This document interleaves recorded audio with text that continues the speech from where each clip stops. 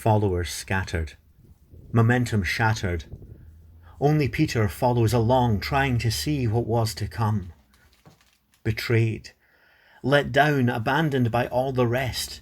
Maybe he could be the one to pass the test as he warmed himself by the fire. Hey, aren't you one of his followers? Didn't I see you with him? You've got the accent, you must know him. Even the boldest, the bravest decides the best course of action in this moment. Denial. The trial, if you could call it that. Dragged before councils, kings and Roman governors. No defence. No one to fight his side. His own people crying, he must be crucified. The Jews don't have the power. Herod wants no part, so Pilate has to make the choice. Here is the chance for Jesus to make his case for the defence. Given the chance to speak at last, he chooses silence. Pilate's wife knows something is wrong. Take no part in this. But the crowd bay for blood, stirred up by the priests. They call for the murderer Barabbas to be released. Jesus must die for what he has done. No one can claim to be God's son and live. So Pilate gives the order.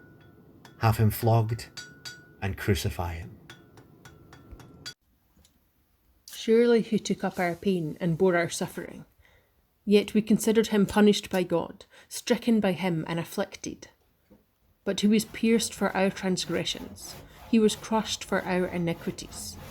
The punishment that brought us peace was on him, and by his wounds we are healed.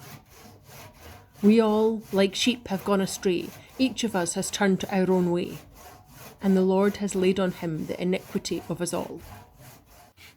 He was oppressed and afflicted, yet he did not open his mouth.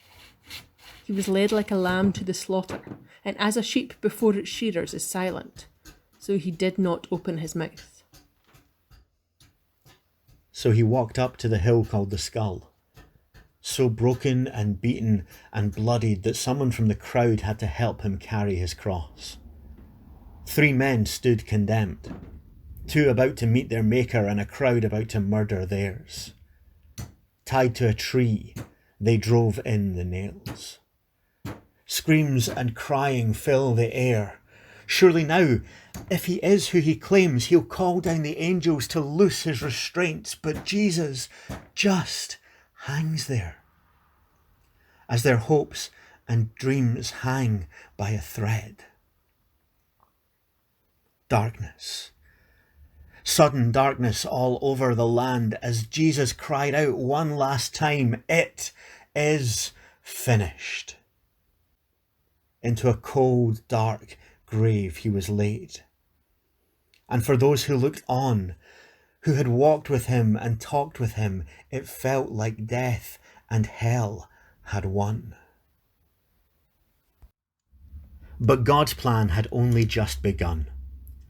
From that darkest Friday, through the empty silence of that first Easter Saturday, God knew that Sunday was coming. A flash of light, too bright for soldiers to look on. Angels in glory roll away the stone that covered his resting place. The sun shining down upon his face once again.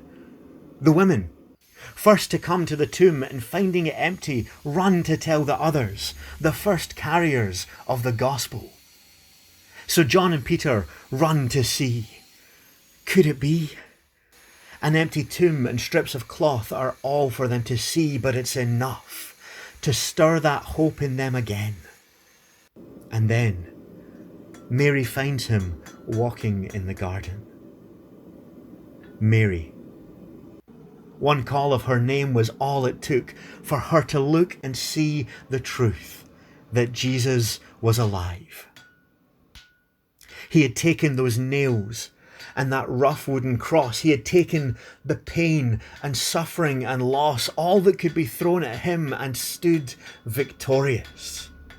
Victorious over the grave, victorious over death, taking those symbols of suffering and strife and turning them into symbols of hope and light and of life.